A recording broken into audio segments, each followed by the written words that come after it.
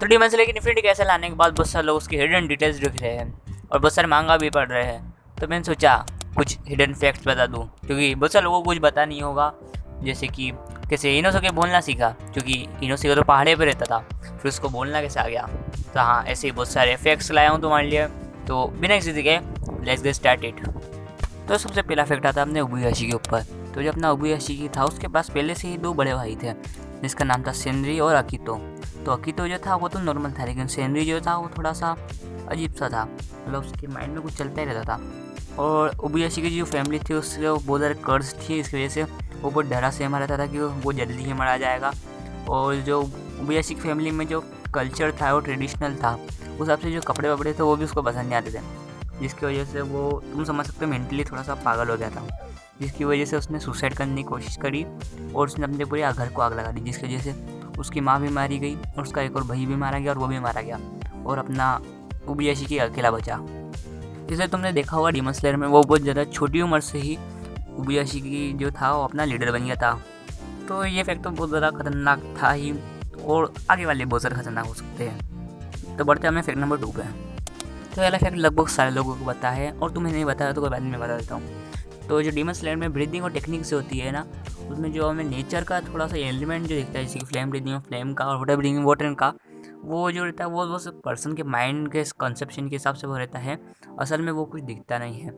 और इसका हमें पूरा तरीके से अपीयरेंस जो है और जो रियलिटी बोल सकते हो तुम, हमारे गैलेक्सी बिल्डर मुराता की वजह से दिखा था, मतलब कन्फर्म हो गया था। जो चैप्टर 146 था उसमें जो वाटर ब्रीदिंग कर रहा था मुराता, और मुराता बहुत ज़्यादा वीक होने की वजह से उसको वाटर ब्रीदिंग का कोई एलिमेंट दिख ही नहीं रहा था, जिसकी वजह से कंफर्म होता है कि वो सिर्फ माइंड के अंदर चलता है और उसकी ब्रीदिंग करते हुए उसकी पावर भी मायने रखती है कि वो कितना स्ट्रॉन्ग है। तो तुम भी जानते होंगे कि कनौ स्टार्टिंग में कुछ भी नहीं बोलती थी, क्योंकि उसका पास बहुत ज़्यादा डरावना था और वो अपने पास को भूल नहीं पा रही थी, जिसकी वजह से कुछ बोलती नहीं थी।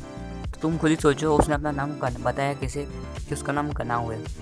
तो जो लोग बोलने वाले हैं कि उसने बता दिया होगा बचपन में लिख विख के, तो ऐसा कुछ नहीं था। स्टार्टिंग में उसको सिर्फ एक लड़की के नाम से बोला जाता था, लेकिन इसका पूरा सच मैं बता देता हूँ क्या है। तो जब स्टार्टिंग में इसका नाम कुछ भी नहीं था, तो अपने शिनोबी और उसकी बड़ी बहन ने दोनों ने इसको कुछ नाम सजेस्ट करे थे, जो कि 5-6 नाम थे, जिसको मिला के या फिर कुछ एग्जाम्पल दे के इनको बना दिया। तो वो 5 नाम में से मेरे पास 3 से 4 नाम हैं, जिसमें था पहला नाम था कोचो, काजाकी, ओई और अपना मेन वाला तो वही जो कि है कनाओ। तो यहीं से इसका नाम बना है। वो ये फैक्ट तुम्हें किसका लगा मुझे कमेंट में ज़रूर से बताना। मुझे वाला फैक्ट नहीं बताता, बड़ी मुश्किल से एक रेडिट पोस्ट से मिला है। तो फैक्ट नंबर 4, तो तुम भी जानते हो कि इनोसुके जो है वो जंगल में रहता था, तो उसकी माँ उसको छुड़िए लेती है, और बाकी जो फैक्ट है वो तो तुमको पता ही है। लेकिन इनोसुके जंगल में रहने के बाद बोलना कैसे सीखा, ये सबसे बड़ी थ्योरी है जो कि आज तक कभी सॉल्व नहीं हुई। लेकिन मेरे को जब तक पता चल गया है, जो कि था इनोसुके जो था वो पहाड़ों से कभी कभी नीचे आता था खाने की वजह से। तो वहीं कहीं एक छोटी सी झोपड़ी में एक बूढ़े दादाजी रहते थे, जिसने इनोसुके को अपने बेटे जैसा रखा, क्योंकि उसका बेटा जो था वो मारा गया था वो छोटी उम्र में, और वो मास्क पहन के रखता था, ये वाला ही जो इनोसुके पहनता था, सिमिलर जैसा, जिसकी वजह से उसको उसमें अपना बेटा दिखा और उससे बातचीत चलती गई और धीरे धीरे करके उसने इनोसुके को बोलना सिखा दिया। ये पूरी तरीके से कंफर्म नहीं है, लेकिन लोग ये मानते हैं, कंफर्म हो भी तो मुझे नहीं पता, लेकिन मेन रीज़न तो ये बताया गया है हर जगह पे, तुम कहीं भी सर्च कर लो ये आएगा। तो बढ़ते हमने आखिरी फैक्ट पे। तो देखो ये वाला कोई स्पॉइलर है, इसलिए तुम अगर ये वाला स्पॉइलर दिख रहे हो तो तुम वाला डायरेक्टली तुम इस वाले टाइमलाइन पे हो जाओ, ताकि तुम स्पॉइलर नहीं आए, और तुम फिर भी स्पॉइलर चाहते हो तो देख ही लो। तो तुम्हें पता होगा कि डीमंस को मारने के लिए 2 तरीके होते हैं, या तो वो कटाना से उसकी गर्दन काट दी जाए, या फिर उसे एक तरीके से पॉइजन दे जाए, जो कि अपनी शिनोबी करती है।